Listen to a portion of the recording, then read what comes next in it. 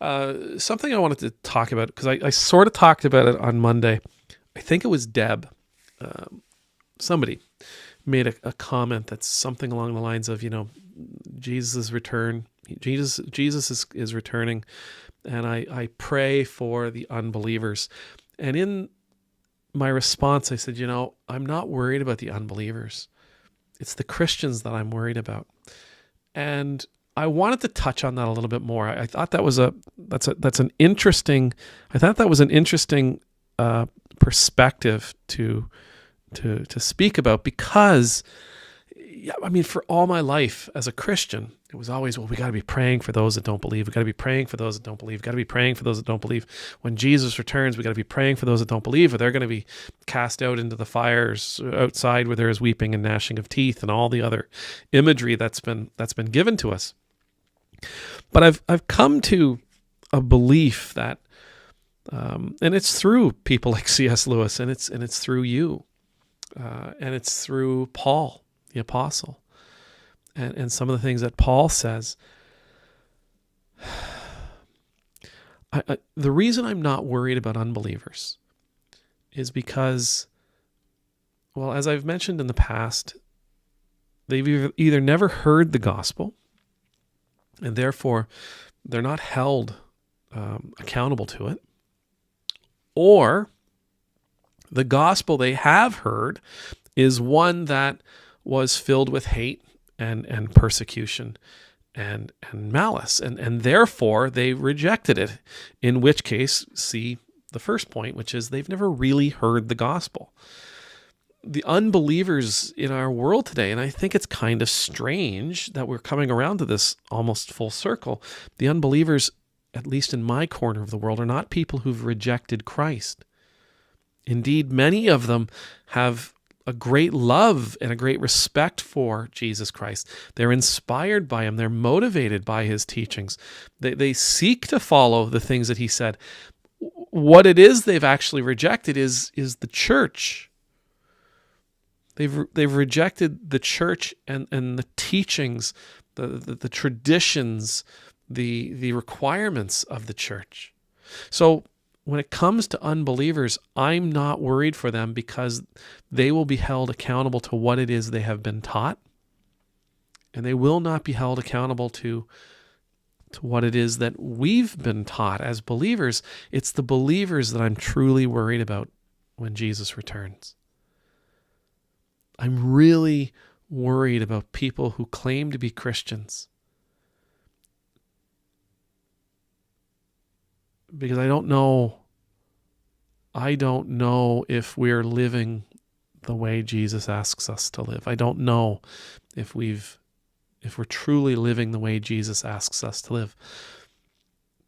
And we are. Because we claim to be followers, we will be held accountable to those teachings. A lot of our churches are very, very concerned with holiness. Stop sinning. Right? There's another guy here. I think we'll probably talk about him on Saturday. But we should stop sinning. Christians, stop sinning. Yeah, man. That's not the thing we have to worry about. Sin is not the thing we have to worry about. Sin has been defeated. For those of us who follow the teachings of Jesus Christ, for those of us who try our best to follow the teachings that are contained within the good news of Jesus Christ, those of us who are trying to live up to the love that God has for us, the grace that God has bestowed upon us, for those of us who are trying our best to walk so closely in the footprints of our Master that we're covered by their dust, those teachings really matter. And the teachings of Jesus are really insanely difficult. As I've said before, Jesus' message is very simple. And it's so hard. It's so hard to live. It is so hard to pull off.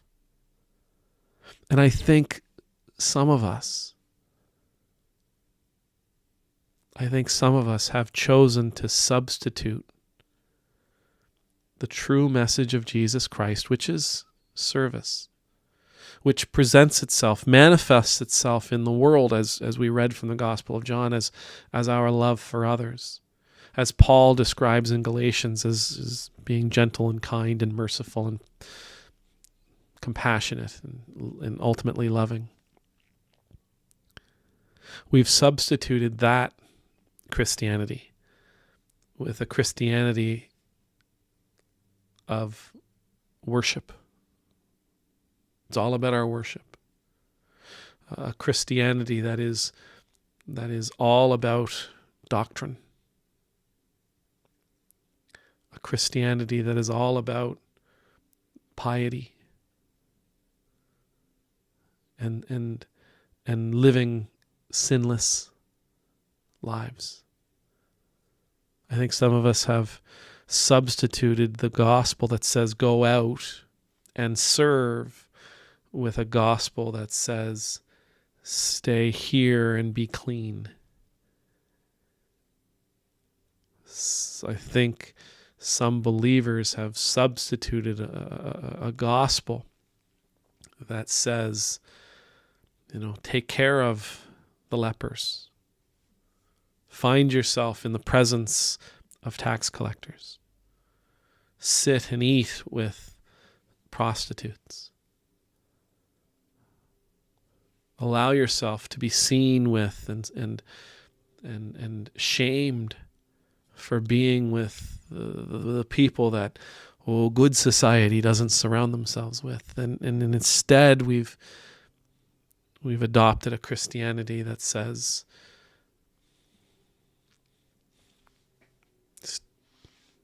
take care of yourselves.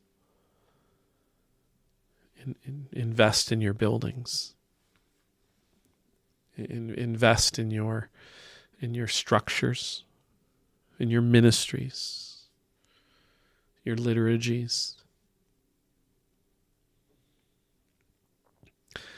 Again, I watched Dan McClellan's video today talking about who gets to decide what's. I'm not saying that those people aren't being Christians, and I'm not saying that people who are trying to live a life out there of service are the true. I'm saying that my concern when Jesus returns is for believers, because I think many of us have substituted faith with certainty, and many of us have substituted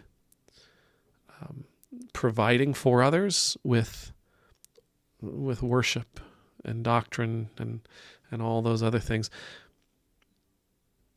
My concern for believers is that we will hear those awful words, because we've chosen to adopt a watered down version of Christianity, whatever that watered down version of Christianity might be. But we've chosen a watered down version of Christianity that will lead to us hearing, I don't know you.